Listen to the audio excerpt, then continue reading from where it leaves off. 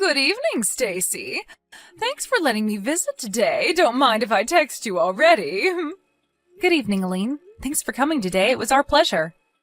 I'm going to be marrying your brother, preferably next month, since, as you know, I'm pregnant with his baby. After that, the two of us are going to be sisters-in-law. Yep, I look forward to it. By the way, you're in your third year of high school and are going to university next year, right, Stacy? Yes. Are you going to be moving out once you graduate high school? I have no plans of moving out as of yet. Why not? Because I'm going to be entering a university that I can go to from home. But it's no use talking about that now. I haven't even taken the entrance examination yet, so who knows what will happen. Well, I guess that's true. Tell me when it's decided, okay? I'll probably be moving in with you starting next month. Oh, is that so? Well, I hope we can get along with each other when that happens.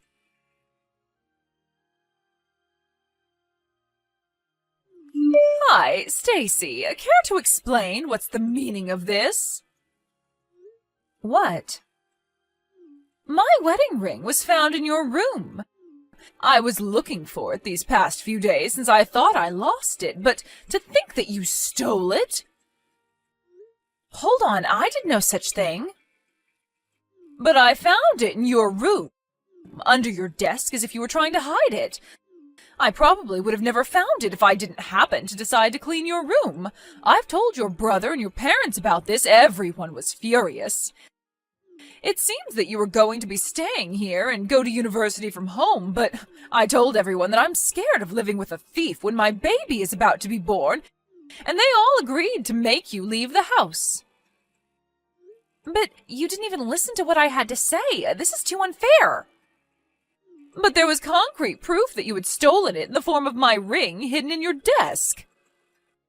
I did no such thing, I promise you. No matter. Just hurry up and come home. Your high school graduation ceremony should be done by now, so hurry up and pack your stuff because you're going to be leaving. I'm telling you, I didn't do it. Hi, Stacy. I'll be kind and ask, but are you unsure of what to do from now? No. I told my boyfriend what happened, and he believed me when I told him I didn't do anything. I'm going to be living with him in his apartment for now. Oh? Well, look at you. I didn't know that you had a boyfriend. Yes, we've been going out since the second year of high school. I'm extremely grateful since I'm going to have to pay for my living expenses and university tuition on my own from now on. You brought this upon yourself. You went and fooled even your boyfriend. You're so young, but already so devious. I didn't do anything, but don't worry, I have no intention of returning home. Is that so? But let me ask you one question. Why did you hide your ring in my desk? Well, I guess if you don't have any intention of returning, then... You see, I want to have a share in your family's property. Our property? Like I was saying, I wanted your property, so I seduced your brother, Charles, and made him drunk, bringing him into a love hotel.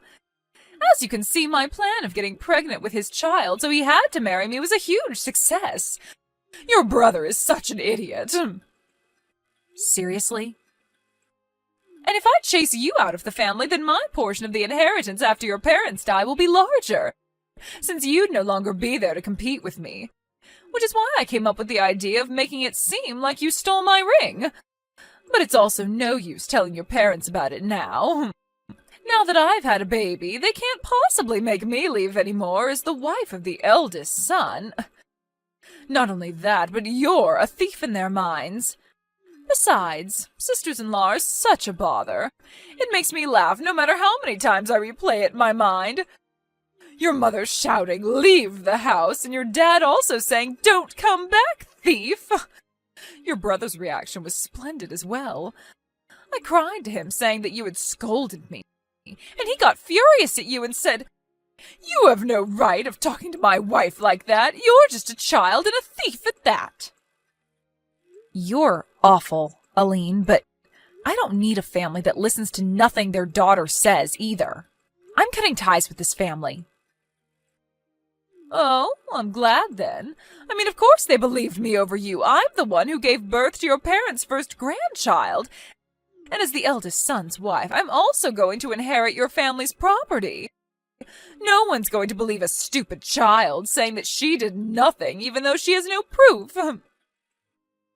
I wanted to tell you those exact same words myself. What? Once I enter university, I plan on entering the film club. I bought a camera using the money I saved up in high school doing part-time jobs. What? There was one day where I accidentally left the camera recording in my room. You were caught clean on camera hiding your ring in my desk. What? I have no intention of returning home, so I'm not even going to bother showing it to my family, but just remember that I have definitive proof of what you did in my hands. Hold on. I also have our conversation by text as proof as well. Thanks for being cocky and telling me everything.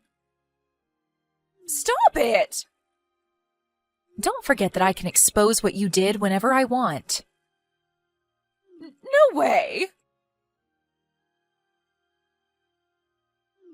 Hey, Stacy!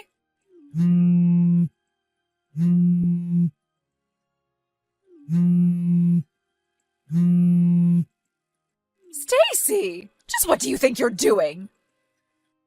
Oh, Aline, long time no see. Stop acting all calm. You know why I contacted you, right? Oh, I guess. You're talking about the movie that's currently in cinemas, The Empty Family and Me, right? Yes, but what happens in the later half of the movie is different, but the scene where the family kicks their daughter out of the house for a crime she didn't do, it caused a commotion in your family because it's what happened to you, no matter how you look at it. And doing some research, we found out that the novel that the movie was based on was written by your husband. Yes. So you went out of your way and told your husband about it? So you could have it published as a novel and even made into a movie? Don't you think that that's a little too evil? I told you a few days after I was kicked out of the house 10 years ago that I would be temporarily staying with my boyfriend at his apartment, right? My boyfriend at that time became my husband. Huh? I'm going to tell you this so you don't have any misunderstandings. My husband hasn't said that that novel was nonfiction, but neither did he say it was fiction. The novel that my husband wrote was a huge success and was made into a movie. That's all the truth to it. Whether you interpret it as what actually happened 10 years ago is completely up to you. Your family finally noticed. I was divorced because of it. Is that so? What's with that reaction? Because of you! It seems that my brother contacted my husband soon after the movie was released. What? My brother and my husband knew each other from before I was kicked out of the house and had each other's contact information. It even seems that my brother found out we married from a mutual acquaintance. Apparently my brother, after calming down, took his time to think about the incident more logically.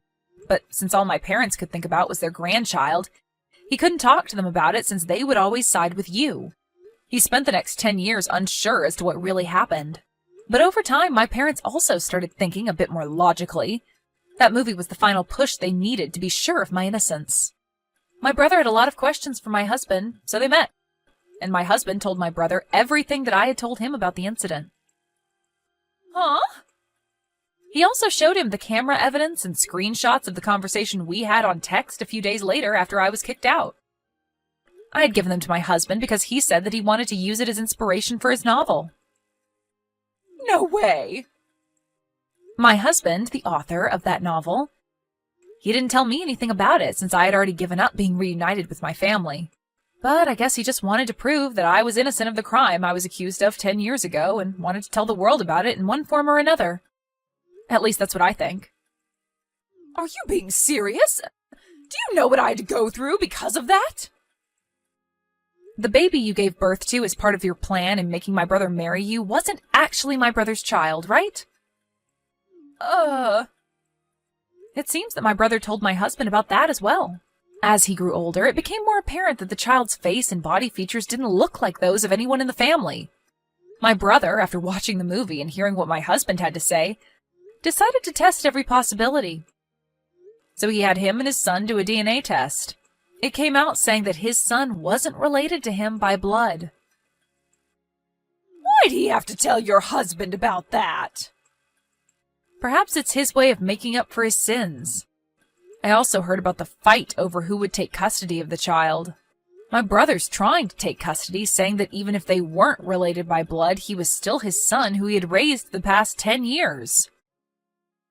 The child himself is closer to my brother and parents than he is to you. This, combined with other factors like finance and home environment, allowed my brother to successfully take custody. That's what happened, right? It wasn't supposed to go this way. To think that the forced marriage I had succeeded in making happen would fail 10 years later. I could have made it fail at any point by giving my family the evidence, you know. I just couldn't be bothered to do it. I knew your parents cut ties with you, so I didn't do anything since it might harm your child, who was innocent. What? Fast forward 10 years, and it seems like there's no need to worry about that anymore. I'm so glad, but... Didn't you consider what might happen to me? What?